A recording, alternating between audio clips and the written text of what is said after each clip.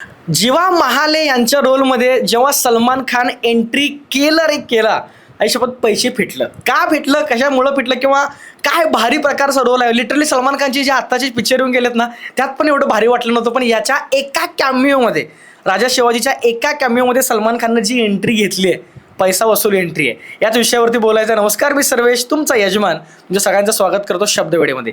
नवीन असाल सबस्क्राईब पहिला करा, खाली बटन आहे तेवढं करा, मग पुढचा व्हिडिओ आपण बघूच, काय विषय नाही.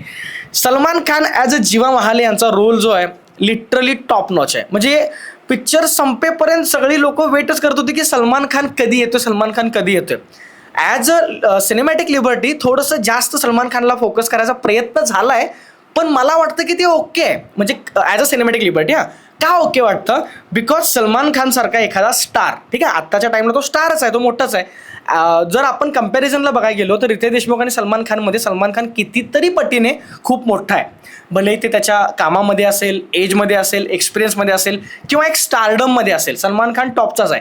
पण तरी देखील एवढा मोठा असून देखील एखाद्या कॅमिओमध्ये त्यातल्या त्यात आपल्यापेक्षा म्हणजे थोडंसं कमी कंपॅरिझनमध्ये असलेल्या कलाकाराच्या मागे राहून रोल करणं, ह्याला जिगरा लागतो. लिटरली तुम्ही विचार करा की शाहरुख खान असेल किंवा बाकीचे सगळे मोठे मोठे कलाकार असतील, ते कधीच कुणाच्या मागे काम नाही करत. पण सलमान खानला याबाबतीत मानलं पाहिजे की रितेश देशमुख यांच्या मागे उभारून काम यानं केलं आणि तो कॅमिओ खरंच आवडला. मनापासून जे सलमान खान फॅन्स असतील ना, त्यांना मनापासून आवडला असेल. आणि त्यातल्या त्यात मराठी काय लुक आहे तो, काय पिळदार मिश्या होत्या त्यांच्या सलमान खानच्या.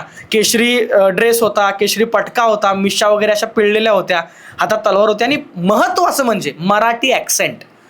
लिटरली सलमान खान एवढ्या क्लिअर मराठी बोलतो हे पटतच नाही, किंवा त्याचा आवाज कोणीतरी डब वगैरे केला की काय असंच वाटतंय, कारण तो एवढं शुद्ध मराठी बोलतो. एक डायलॉग आहे, सीन अशा प्रकारे होता की बाबा, तुम्हाला माहीत असेल प्रतापगडच्या पायथ्याशी खान जो पूर्ण सिनेरिओ आहे, अफजल खान जो आहे तो छत्रपती शिवाजी महाराजांना मारण्यासाठी तिथं सगळं प्लॅनिंग केलेलं असतो आणि छत्रपती शिवाजी महाराज वाघनख्याने त्याचा पोट फाडतात. आणि त्यानंतर बाहेर उभारलेला अफजल खानाबरोबरचा साथीदार जो असतो, अंगरक्षक सय्यद बडा, तो बडा सय्यद जेव्हा हमला करण्यासाठी शिवाजी महाराजांच्यावरती हमला करण्यासाठी धावून येतो, चित्रपटामध्ये देखील असंच दाखवलं की शिवाजी महाराजांचं लक्ष नसतं, समोर असतं, आणि मागच्या साईडनं बडा सय्यद जो आहे तो तलवार घेऊन त्यांच्यावरती वार करण्यासाठी धावून येतो, किंवा ते दानपट्टा जे असतं ते घेऊन धावून येतो. आणि त्यावेळी लिटरली सपकन एक वार होतो आणि लिटरली त्या सय्यद बडाचा हात आपल्या धडापासून लांब होतो. आणि त्यानंतर सलमान खानची एंट्री दाखवली की ते देखील हातामध्ये असं तलवार, ते शस्त्र जे आहे ते दानपट्टा ते असं घेतलेलं असतात. आणि तिथे एक डायलॉग म्हणतात की शिवाजी नाही, शिवाजी राज म्हणायचं. ते ऐकल्यानंतर जे काय मराठी प्लस सलमान खान फॅन लोक आहेत ना, त्यांना कळलं असेल मला काय म्हणायचं आहे. मन जिंकलं, खरंच मन जिंकलं, कारण खूप आतुर होते लोक की एखाद्या मराठी चित्रपटामध्ये सलमान खानला बघायचं. कॅमिओ होता, छोटा रोल होता, पण तरी देखील दुसऱ्या साईडला ही पण कॉन्ट्रोवर्सी थोडी थोडी व्हायला लागली की बाबा जीवा महाला शिवाजी महाराजांच्या सोबत युद्ध करताना दाखवलंय, किंवा ते दोन मेन लीड दाखवल्यासारखं दाखवलंय, तो एक सीन दाखवलाय, किंवा छत्रपती शिवाजी महाराज म्हणजे खूप मोठ्या लेवलला, आणि जीवा महाले जे होते ते बाकीच्या साथीदारांच्या बरोबर होते. पण तिथं असं दाखवलं की जीवा महाले आणि छत्रपती शिवाजी महाराज हे दोनच लीड आहेत, समोर उभारलेत आणि दोघं युद्ध करतात अशा प्रकारचे. पण मी असं म्हणेल की ती एक सिनेमॅटिक लिबर्टी आहे.